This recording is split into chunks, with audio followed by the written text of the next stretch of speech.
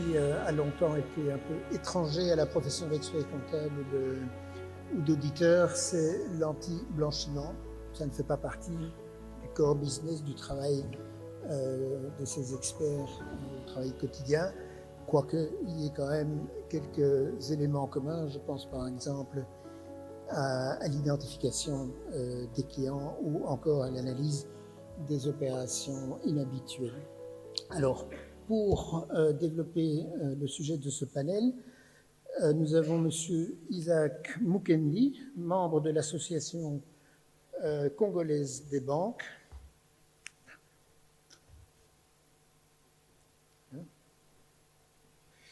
Nous avons également Madame Kitete Losamba, elle est là, qui est de la cellule climat des affaires de la présidence de la RDC. Nous avons M. Henri Faizi, expert comptable, membre de l'ONEC. Et nous avons M. Paulin Mawa, directeur des opérations à la CNRF, à la cellule nationale des renseignements financiers. Je dois malheureusement excuser Madame Malangou Kabedi, gouverneure de la Banque centrale du Congo, qui avait, ne sachant, ne pouvant pas venir, avait désigné un collègue pour venir, Monsieur Mamboku, qui est responsable du collège des auditeurs internes de la Banque centrale, mais malheureusement, il n'est pas arrivé. Donc, nous ferons le panel en son absence. Alors, peut-être un petit mot d'introduction, de conceptualisation. Il est peut-être bon quand même d'essayer de donner une définition la plus simple possible du blanchiment. Au départ du blanchiment, il y a toujours une infraction. Une infraction qui donne un produit financier. Cette infraction, ça peut être un simple vol, ça peut être un détournement, ça peut être une cyberattaque, ça peut être la traite des êtres humains, ça peut être bien entendu la corruption, mais ça peut être aussi la fraude fiscale. Vous allez me dire, la fraude fiscale, c'est bizarre parce que ça ne produit pas de l'argent, mais ça épargne quand même une dépense et c'est donc assimilé à la même chose. Alors, ces infractions sont définies dans le code pénal, sont poursuivies à ce niveau-là et font l'objet de sanctions. Mais compte tenu du fait que le produit financier de ce type d'infraction, est rarement en pratique puni, parce qu'il a disparu au moment de l'infraction, parce que les sanctions ne prévoient pas de capter ou de capturer ce produit, et que ce phénomène prenait une ampleur quand même considérable. Le G7, en 1989, a décidé de constituer le GAFI, le groupe d'action financière, qui pour le moment compte 40 membres et dont 200 pays appliquent les principes. Il y a en dessous du GAFI ou à côté du GAFI les organismes régionaux, dont un pour l'Afrique qui est le GAMAC. Alors, ces organismes se sont dit comment est-ce qu'on peut essayer de s'attaquer et de punir cet argent qui provient d'une infraction, qui est donc un argent ou des biens qui a une origine illicite. Ils se sont dit, il y a deux moyens de l'attaquer et on va promouvoir les deux axes. Le premier, c'est en créant une infraction de blanchiment. Alors, qu'est-ce que c'est que le blanchiment? À partir du moment où on a de l'argent d'origine illicite, qui provient donc d'une infraction, l'auteur de l'infraction va difficilement pouvoir l'utiliser parce que cet argent est sale. il ne sait pas prouver d'où vient l'argent, on peut lui poser des questions, il va être examiné, etc. Et donc, il va se lancer dans tout un processus pour masquer cette origine illicite de l'argent et pour lui donner une apparence d'origine licite. Il y a des tas de mouvements, de transferts qui peuvent être faits, de donations, d'utilisation en petits montants, etc. Il y a toute une série d'opérations assez nombreuses qui peuvent être faites pour transformer l'origine de cet argent et donc le rendre ce qu'on appelle propre, d'où le terme blanchiment. Alors, comment l'attaquer? D'une part, on va définir, comme je l'ai dit, l'infraction de blanchiment. Cette infraction a été définie dans votre loi du 27 décembre 2022, à l'article 4. Quand je parle de blanchiment, je parle aussi de blanchiment de financement du terrorisme et des armes de destruction massive, bien entendu, mais pour faire court, je parlerai toujours de blanchiment. Article 4. Cet article 4 précise que l'infraction de blanchiment est imprescriptible. Donc ça, c'est vraiment important. Donc même 20, 30 ans, quand on établit que l'origine de l'argent est illicite et que cet argent a fait l'objet d'un transfert, d'une utilisation ou a été utilisé pour l'achat de biens, eh bien cet argent, le fait de l'utiliser, le fait de bouger cet argent, c'est une infraction, même si elle intervient 20 ans, 30 ans après le délit original que l'on appelle le délit sous-jacent. Les peines sont assez lourdes, 5 à 10 ans de condamnation et une amende qui peut s'élever à 6 fois le montant des sommes qui ont été blanchies. Ça, c'est le côté pénal. Et on s'est dit, ça suffit pas. Il faut qu'on essaye d'aller plus loin et d'empêcher, de décourager les auteurs d'infractions à commettre leur infraction afin qu'ils aient moins, en faisant en sorte qu'ils aient beaucoup moins la possibilité d'utiliser l'avantage financier qu'ils retirent de leur infraction. Et pour cela, il a été fait appel à la société professionnelle.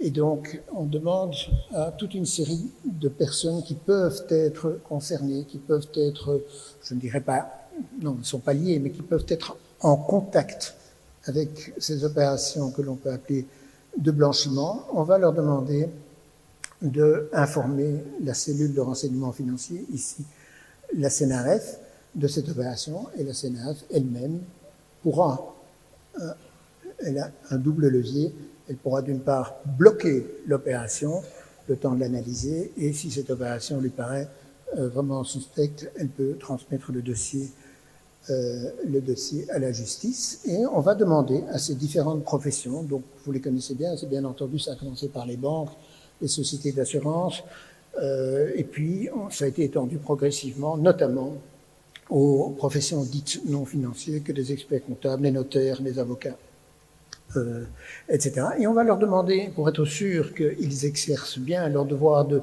vigilance vis-à-vis des opérations. J'ai parlé d'opérations anormales, donc ils doivent s'inquiéter de tout ce qui est anormal dans les opérations qu'ils passent en revue dans leur métier. On va leur demander donc d'être vigilants, cette vigilance passant d'abord par une évaluation de risque présentée par le client afin de mettre en place les différentes techniques pouvant faire cette vigilance. Alors, tout cela est assez important parce que le GAFI et le GABAC viennent vérifier comment le pays respecte les 40 recommandations rédigées par le GAFI. Et cette inspection est intervenue pour la RDC en 2018. Le rapport ayant été publié en 2020 et les conclusions de ce rapport sont que la RDC présente un dispositif faible de lutte contre le blanchiment et que la RDC est donc mise sous surveillance renforcée afin qu'elle ait le temps, mais sous la surveillance renforcée, d'améliorer ces processus et de pouvoir accéder au statut d'un pays normal. Entre-temps, elle est placée sur ce qu'on appelle la liste grise. Alors, c'est pas simplement une liste, c'est une liste qui a des conséquences pour la RDC, qui fait que toutes ces relations financières avec d'autres pays, qui eux se trouvent dans la liste, je vais dire, normale, font l'objet d'analyses beaucoup plus importantes, sont rendues beaucoup plus difficiles. Il y a des tas de banques qui refusent désormais de faire des transactions, de transférer de l'argent vers la RDC. Donc c'est mauvais pour le climat des affaires, c'est mauvais pour le développement de l'économie. Et donc il est super important que la RDC puisse revoir et mettre au point de nouvelles procédures qui respectent beaucoup mieux les 40 recommandations du GAFI. Le Congo en 2022 a donc à ce moment-là publié sa nouvelle loi en décembre, le 27 décembre 2022, et puis on suivi toute une série de décrets, dont un décret sur la CNRF et un décret concernant toutes les professions libérales, les EPFMD. Je vous épargne les significations de cela.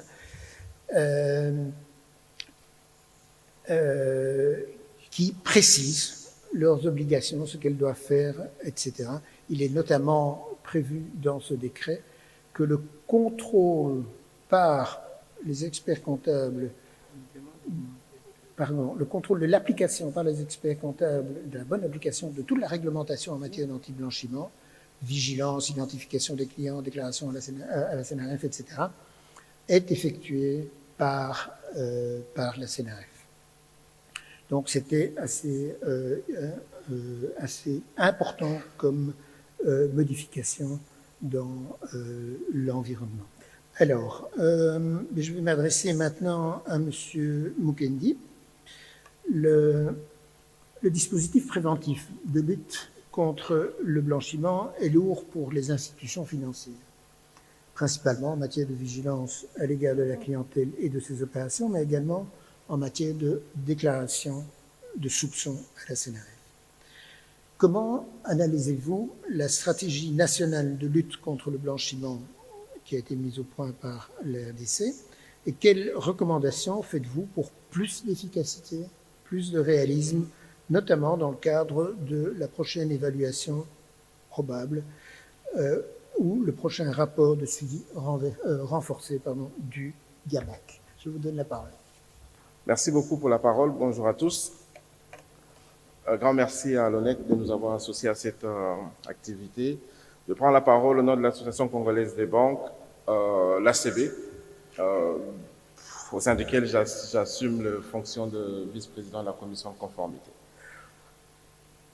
Mon propos de tout à l'heure, j'aimerais le circonscrire en ceci qu'il faudrait le prendre, je dirais, sous ma casquette de membre de l'Association congolaise des banques et non pas de celle de membre du COLUB, puisque je fais aussi partie du COLUB, qui est justement cette instance de coordination nationale en matière de blanchiment d'argent, et donc auteur de la stratégie qu'on me demande là de critiquer, ce qui n'est pas facile, étant donné que, comme vous le savez, tenu par les secrets de délibération et par les résultats de vote, je suis comptable de ce qu'est la stratégie de lutte anti-blanchiment aujourd'hui.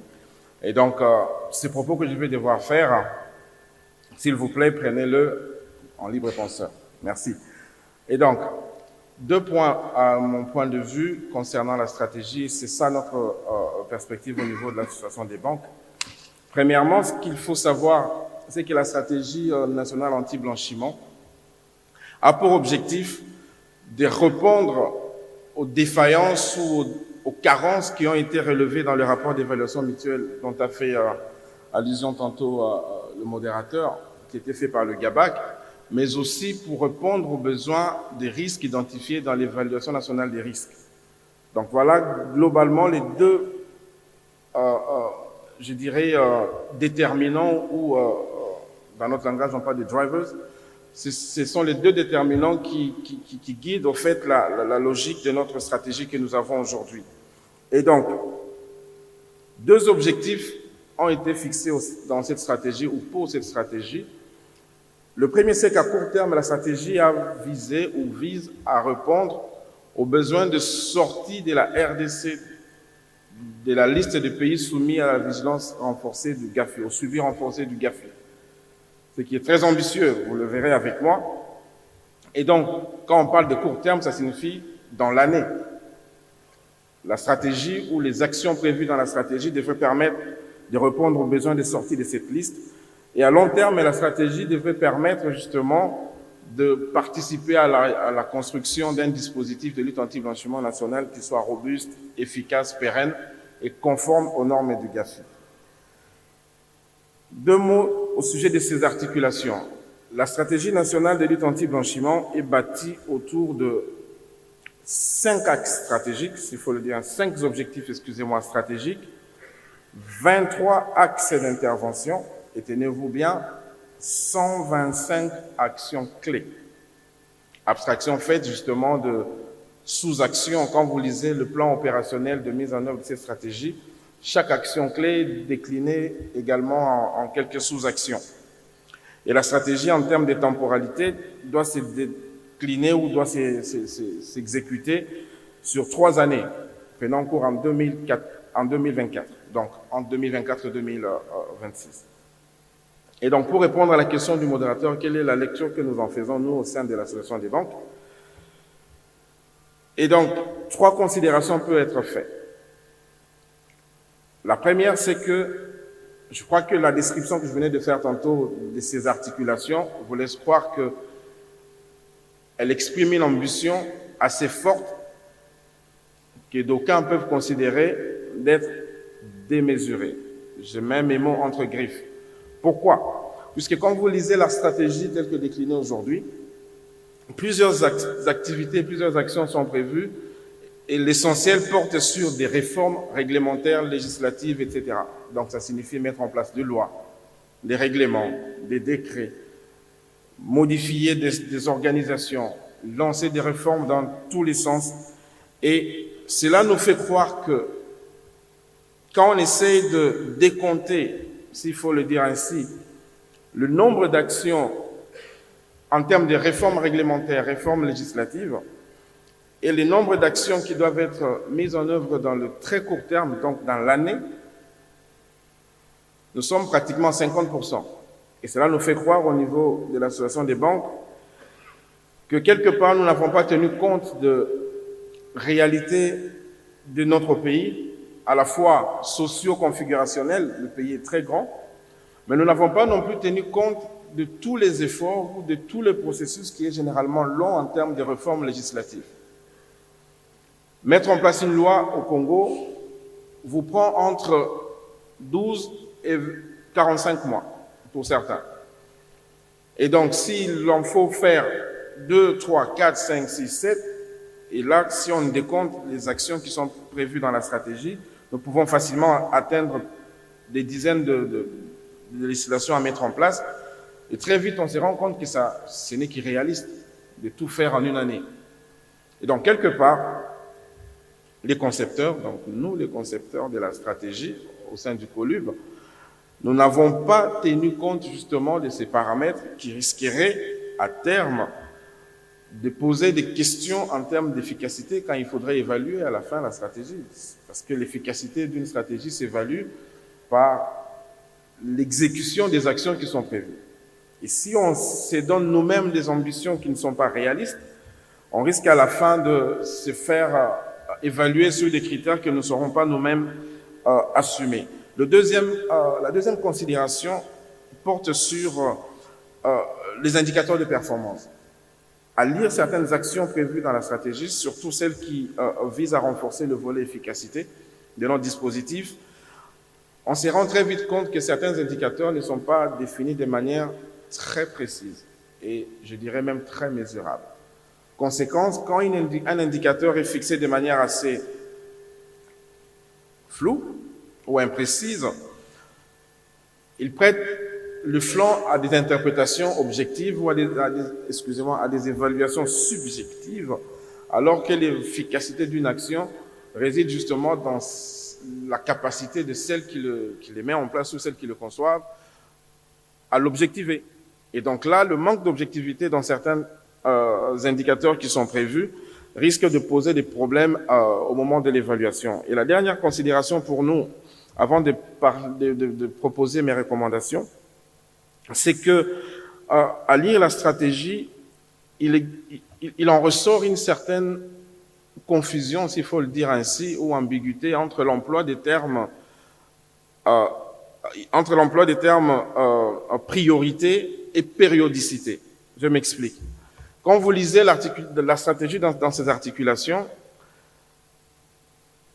il est présenté des actions de sorte qu'une colonne reprend le terme priorité, excusez-moi. Et dans la priorité, on vous dit, c'est soit une action à réaliser à court terme ou à moyen terme, puisque la stratégie court sur 3 ans, et donc, c'est soit le court ou le moyen terme. Et donc, ce qui fait croire que toutes les actions prévues à être réalisées dans le court terme sont prioritaires. Mais quand on essaie de voir le calibrage derrière, on se rend compte que plus de 50% d'actions prévues sont à réaliser dans le court terme, ce qui n'est pas réaliste. Quand on fait des prévisions, si la moitié des actions à réaliser sont prioritaires, c'est qu'à un moment, vous serez dispersé dans l'affectation des ressources et des énergies, ce qui vous fait courir éventuellement les risques, je ne dirais pas d'échec, mais de rater. Surtout que quand on met en place une stratégie derrière, il faut toujours prévoir des réactions aux imprévus, donc aux chocs qui peuvent empêcher le déroulement normal et cohérent de ce qui est prévu, ce qui va vous obliger très vite à vous replier sur votre approche des priorisations pour savoir quelles sont les actions qu'on peut actionner rapidement pour avoir le plus d'impact. Et donc, cette difficulté à relever ou à ressortir dans notre stratégie actuelle, cette approche des priorisations, nous fait courir le risque de croire que il n'y a pas eu d'évaluation préalable en termes de poids de chaque action dans la démarche entreprise. Je termine par mes recommandations. Et donc, comme vous l'aurez compris, premièrement, nous proposons, nous, au niveau de l'association des banques, pour plus d'efficacité dans cette démarche, c'est de redimensionner cette stratégie, surtout que la première année est déjà pratiquement consommée de moitié, alors qu'aucune action n'a commencé à être posée. Et figurez-vous que dans 2 ans et demi, ça sera difficile de mettre en œuvre 125 actions.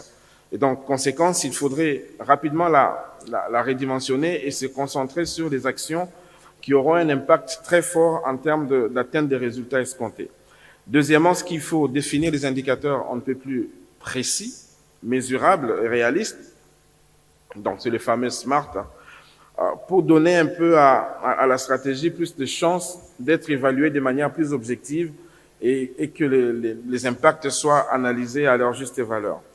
Troisièmement, nous proposons la priorisation, vous l'aurez compris, effectivement, puisque, comme nous l'avons vu, le fait que nous n'ayons pas eu de gouvernement pendant 6 mois a fait que, effectivement, le plan d'action a été perturbé puisqu'il n'y avait pas de répondants au niveau politique. Et ce sont des choses auxquelles on pourrait éventuellement faire face dans les jours qui vont venir. Et donc, il faudrait prioriser pour savoir si, en cas de besoin de réaffectation de ressources ou de modification de plan, quelles sont les actions qu'il faudrait mettre en avant pour atteindre le plus rapidement les objectifs. Pour terminer, je dirais que on a parlé des stratégies et vous aurez compris que, en réalité, la stratégie est une étape qui devrait suivre une autre diligence qui devrait consister en la mise en œuvre, en la mise en place plutôt d'une politique. Ce que nous n'avons pas au niveau de la RDC, il n'existe pas de politique nationale en matière de blanchiment d'argent. Et pour nous, on estime que c'est aussi important, puisque c'est au travers de la politique qu'on essaie de déterminer et d'identifier justement les objectifs poursuivis et les valeurs qui sont protégées justement dans l'ensemble des démarches qui seront entreprises. Et donc, pour ne pas abuser plus longuement de votre temps, je dis merci au modérateur et je vous remercie également. Merci.